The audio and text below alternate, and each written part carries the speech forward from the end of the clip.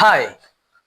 Akshay Ashok PK സംവിധാനം ചെയ്ത് cadre Sini ക്രിയേഷൻസിന്റെ ബാനറിൽ അജി പി ജോസഫ് നിർമ്മിച്ച കുണ്ടന്നൂരിലെ കുൽസിത ലഹള എന്ന സിനിമയെ കുറിച്ചാണ് ഇന്ന് ഞാൻ പറയാൻ പോകുന്നത്.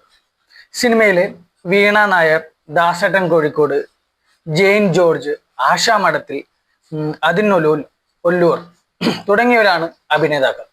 പിന്നെ ഗസ്റ്റ് റോളിലായിട്ട് ലുക്മാൻ അവറാനുമുണ്ട്. ഇനി സിനിമയെ കുറിച്ച് പറയാം. കുണ്ടന്നൂരിലെ കുൽസിത ലഹള 2024 ഈ സിനിമ റിലീസായിട്ടുള്ളത്. ഈ സിനിമയെ കുറിച്ച് പറയുകയാണെങ്കിൽ ഇത്രയും മോശം ഒരു സിനിമ, അതായത് ഒരു അപരാധ സിനിമ എന്ന് പറയില്ലേ, അങ്ങനെ ഒരു സിനിമ ഇപ്പൊ അടുത്തൊന്നും ഞാൻ കണ്ടിട്ടില്ല. ഇതിലൊരു ഫൈറ്റ് സീന് കണ്ടപ്പോഴാണ് ഞാൻ ഈ സിനിമ കാണാലോ, നല്ലതായിരിക്കുമല്ലോ എന്ന് വിചാരിച്ചിട്ട് ഞാൻ ഈ സിനിമ കാണാതിരുന്നത്. ഈ സിനിമ ഏകദേശം 2.5 മണിക്കൂർ ഉണ്ട് കേട്ടോ. 2.5 മണിക്കൂർ സിനിമയുണ്ട്. പോരാത്തത് ഫസ്റ്റ് ടൈം ഈ കഥയുടെ തുടക്കം എന്ന് പറയുന്നത് നമ്മുടെ തൊഴിലുറപ്പിന്റെ പരിപാടിയില്ലേ, തൊഴിലുറപ്പ് പരിപാടി, അതിന്റെ 2 ടീമുകളാണ്. ഈ 2 ടീമിലുള്ള സ്ത്രീകൾ തമ്മിലുണ്ടാവുന്ന കുശുമ്പും പുന്നാമയും, പിന്നെ ആ നാട്ടിൽ നടക്കുന്ന കുറെ കുശുമ്പും കാര്യങ്ങളൊക്കെ, അതായത് നൂല് പറയാൻ വേണ്ടി മാത്രം ഇറങ്ങുന്ന കുറച്ച് ടീമുകൾ, അതിന്റെ ഒരു സ്റ്റോറിയാണ് ഫസ്റ്റ് ടൈം പോകുന്നത്. അത് വലിയ കുഴപ്പമില്ലാത്ത രീതിയിൽ നമുക്ക് വലിയ അലമ്പൊന്നും ഇല്ലാത്ത രീതിയിൽ ഇങ്ങനെ ആ ഒരു നാടിന്റെ ഒരു പ്രത്യേകത എന്താണ് എന്നുള്ള രീതിയിലൊക്കെ നമുക്ക് ഇങ്ങനെ കാണിച്ചു തരുന്നുണ്ട് ഫസ്റ്റ് ഈ ഒരു സിനിമ. അതിൽ നല്ലൊരു ഫൈറ്റ് വരുന്നുണ്ട്. അതായത് 2 ടീമാണ്, ഒന്ന് ശാന്തം ടീമും പിന്നൊന്ന് നന്മ ടീം. ശാന്തൻ ടീം, നന്മ ടീം, ഇങ്ങനെ 2 ടീമാണ് നമ്മുടെ ഈ ഒരു തൊഴിലുറപ്പ് പദ്ധതി ഉള്ള സ്ത്രീകളുടെ ആ ഒരു ഗ്യാങ്. ഇവർ 2 പേർക്കും വാട്സപ്പ് ഗ്രൂപ്പ് ഉണ്ട്. ഈ 2 പേരും അങ്ങോട്ടും ഇങ്ങോട്ടും കുറ്റം പറയുന്ന ഒരു ഗ്രൂപ്പാണ് വാട്സപ്പ് ഗ്രൂപ്പ് ഉള്ളത്. അങ്ങനെ ഇതിലെ ഒരു ടീമിന്റെ പ്രോഗ്രാം സമയത്ത് മറ്റൊരു ടീം വേറെ സ്ഥലത്ത് പണിയെടുക്കുകയായിരിക്കും. അവിടെ വെച്ചിട്ട് ആ ഒരു ടീമിലുള്ള ഒരു വ്യക്തിയുടെ ഫോൺ ഇവർക്ക് കിട്ടുന്നു. നോക്കണം കേട്ടോ, ഒരു ദിവസം നമുക്ക് ഒന്നും ലോജിക്കില്ലാത്ത ഒരു സിനിമയാണ്. അത് ഓൾറെഡി ഇതിൽ പറയുന്നുണ്ട്. ഈ ഒരു സിനിമ ഒരു ലോജിക്കും നിങ്ങൾ വിചാരിക്കരുത്, അങ്ങനത്തെ ഒരു സിനിമയാണെന്നുള്ളത് ഇൻട്രഡക്ഷനിൽ തന്നെ പറയുന്നുണ്ട്. ഇതിന്റെ ഇൻട്രഡക്ഷൻ പറയുന്നത് നമ്മുടെ സുരാജ് വഞ്ഞാറമ്മൂട് കൂടിയാണ് കേട്ടോ. ഈ പടത്തിന്റെ തുടക്കം മുതൽ അവസാനം വരെയുള്ള ഇൻട്രഡക്ഷനും കാര്യങ്ങളൊക്കെ പറയുന്നത് നമ്മുടെ സുരാജ് ഏട്ടനാണ്. അപ്പോൾ ഞാൻ പറഞ്ഞില്ലേ, അതുവരെ വലിയ കുഴപ്പമുണ്ടായിരുന്നില്ല. അപ്പൊ ആ ഒരു സീനിന് ശേഷം പിന്നെ ഒരു നല്ലൊരു ഫൈറ്റും കാര്യങ്ങളൊക്കെ നടക്കുന്നുണ്ട്. സ്ത്രീകൾ തന്നെയാണ് ആ ഫൈറ്റും കാര്യങ്ങളൊക്കെ ചെയ്യുന്നത്. ഈ വീണ നായര്, പിന്നെ നമ്മുടെ ആശാമഠത്തിൽ എല്ലാവരും ഉണ്ട്. എല്ലാവരും നല്ല രസമായിട്ട് ഫൈറ്റും കാര്യങ്ങളൊക്കെ ചെയ്തിട്ടുണ്ട്. അത് കഴിഞ്ഞ് കുറച്ച് കഴിഞ്ഞപ്പോ ഈ സിനിമയുടെ ഗതി തന്നെ അങ്ങോട്ട് മാറി. പിന്നെ ഈ സംവിധായകൻ എന്ത് മാങ്ങാത്തൊലിയാണ് ചെയ്യാൻ ഉദ്ദേശിച്ചത് എന്നുള്ളത് മനസ്സിലായിട്ടില്ല. പിന്നെ അവിടുന്ന് അങ്ങോട്ട് ഷഡ്ഡിക്കഥയാണ്.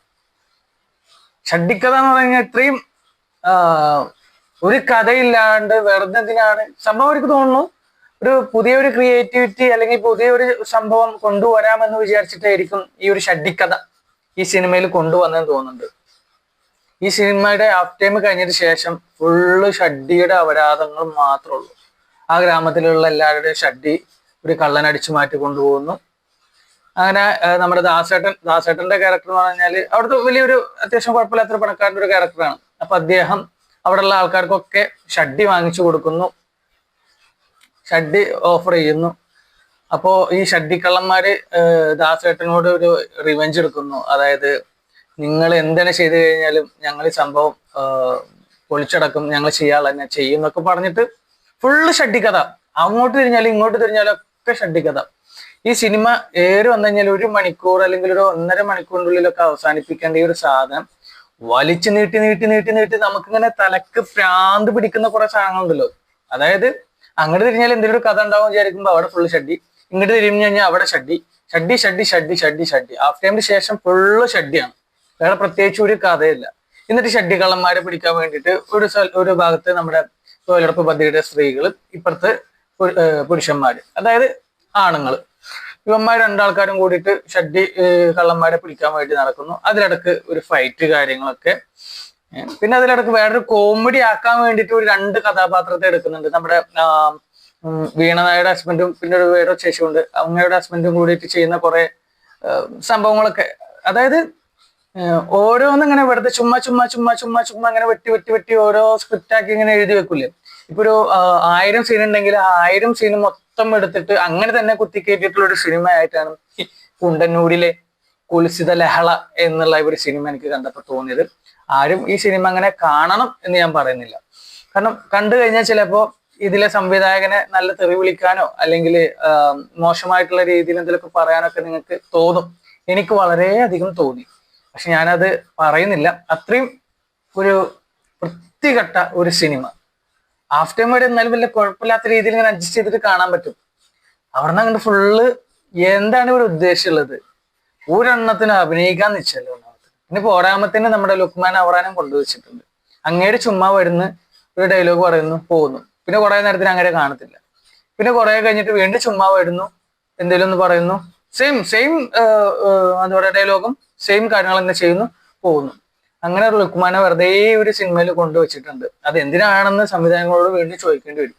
എന്നിട്ട് ഇതിന്റെ എൻഡിങ് വരുമ്പോ ഈ ഷഡ്ഡിക്കള്ളനെ പിടിക്കുന്നു. ഷഡ്ഡിക്കള്ളനെ പിടിച്ചു കഴിഞ്ഞപ്പോ ആ ഷഡ്ഡിക്കള്ളന്റെ ഒരു റിവെഞ്ച്. ഈ ഷഡ്ഡിക്കള്ളന്മാര് അവിടുത്തെ ഒരു ഉത്സവത്തിന് വന്ന സമയത്ത് ഇവരുടെ കയ്യിൽ കാശൊന്നും ഉണ്ടായിരുന്നില്ല. അപ്പൊ ഒരു വീട്ടിൽ പോയിട്ട്, അവിടുത്തെ മെമ്പറെ വീട്ടിൽ പോയിട്ട് കഞ്ഞി കട്ടുപിടിക്കാൻ പോകുന്നു. അപ്പൊ അവിടുത്തെ ആൾക്കാരൊക്കെ ഇവന്മാരെ പിടിക്കാൻ വേണ്ടി ശ്രമിക്കുന്നു. ഇവന്മാര് തുണിയൊന്നും ഇല്ലാതെ ഷട്ടിപ്പുറത്ത് ഓടി രക്ഷപ്പെടുന്നു. അപ്പോ വരുന്നൊരു റിവെഞ്ചാണ് ഇനി ഈ ഒരു ഗ്രാമത്തിൽ ആരും ഷഡ്ഡി യൂസ് ചെയ്യാൻ പാടില്ല, ഷഡ്ഡി എല്ലാം നമ്മൾ നശിപ്പിക്കും എന്നുള്ള ഒരു സ്റ്റോറി. അതാണ് ഇതിന്റെ റിവെഞ്ച്, ഈ വില്ലന്മാരുടെ റിവെഞ്ച്. മനസ്സിലായോ? അപ്പൊ ഇത്രയും ഒരു റിവെഞ്ച് ഒക്കെ എടുത്തിട്ടുള്ള ഒരു സിനിമ ഇറക്കാൻ പറ്റിയത് ഈ ഒരു സംവിധായകന്റെ വലിയൊരു കഴിവാണ്. ആ ഒരു കഴിവിനെ നമ്മൾ പ്രോത്സാഹിപ്പിക്കണം. കാരണം ഈ ഒരു സ്റ്റോറിക്ക് നല്ലൊരു സ്റ്റോറി കിട്ടിയിട്ടുണ്ട്, ഷഡ്ഡി കഥ.